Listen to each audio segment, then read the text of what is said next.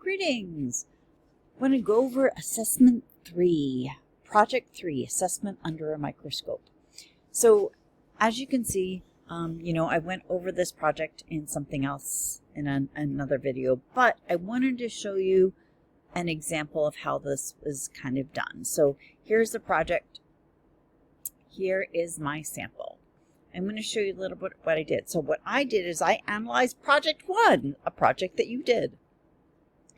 And you can see that I deleted the first page. How did I do that? I went to the three dots, and when I clicked on those, you can hit delete. So that's the first thing I chose to do, but I wouldn't do that to the end. The second thing visually I just want to point out to you, but I wouldn't do this till the end either, is I made this kind of look a little more professional. I took out the questions. I made this look more like a report, right? So I took out the questions. I made kind of headings. If I wanted to now, I would kind of I could take out the numbers, made it a little bit more of my own, right? If you want to, you can write more narrative, but you might want to just make sure that you include everything you need to include. So that's the first thing I would note here is that I did that. And then in each of these things, I kind of answered it. Was it summative? What kind of assessment was I using? I linked to it right here. In here, when I really talked about the learners, I talked about who they are and the differences in here. In the context, I tried to talk about when it happened, when it was completed, what kind of influenced it in here, the learning goals, how it was linked to different kind of standards, and what I had. The 5 pursuits was in here, but I also listed again how it kind of aligned to the 5 pursuits, or the ones that I did use, because I didn't use criticality in this one. That's one that you're doing now, actually. The rationale. This is something I did for me because this was an assessment that I thought a lot of, and so I just decided to bullet point it or list a bunch of things there. You don't have to go into that much depth unless you've thought about it.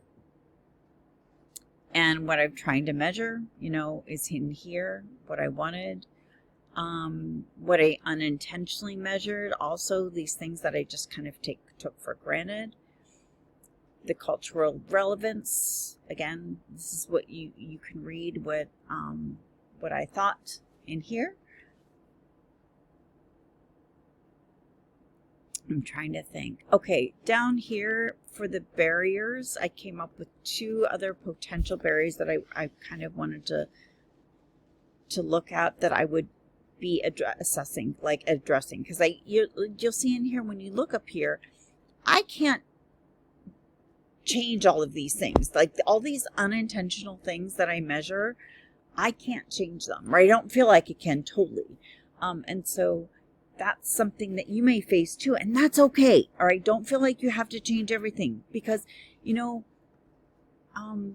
define something is to leave out something. We can't do everything, and we want to do what we can within our time. But some things are just where we live. We're bound by those constraints, and that's just fine. So let me think. Let me go down here. Barriers. All right. Some things I think are repetitive. It might be something I'll be taking out in the next iteration in here. My little bit of analysis, I didn't go too much in depth here because I actually used these theories over and over again in here. And here in the redesign for equity, I list 2 things. One of them is actually what I did right now, so that's it. The second thing is a structural change, which would be the voice typing. And I actually did use it. I'll show you how to use it in a second, by the way, if you want to see that. Actually, no, here's a video right there on how to do voice typing. And here I'm also doing a screencast. And so I was thinking, one of the other structural changes that would be really nice would be a screencast for this. And I do not reflect on this because I figured that you can do that. But yeah, here's my example. So you can see what an example looks like. So I hope that is helpful to you in completing your sample of assessment under microscope. And I hope you pick something and just think of it in a whole new way than you have before. And think about how many assumptions we actually make when we're doing something that we just take for granted all the time. And I also think about, how those assumptions also contribute to our norms and our unspoken group agreements, right? So it's always so interesting how that comes about. But I hope you enjoyed this assessment. I hope that you find something new and figure out something new that you hadn't figured out before. Thanks so much.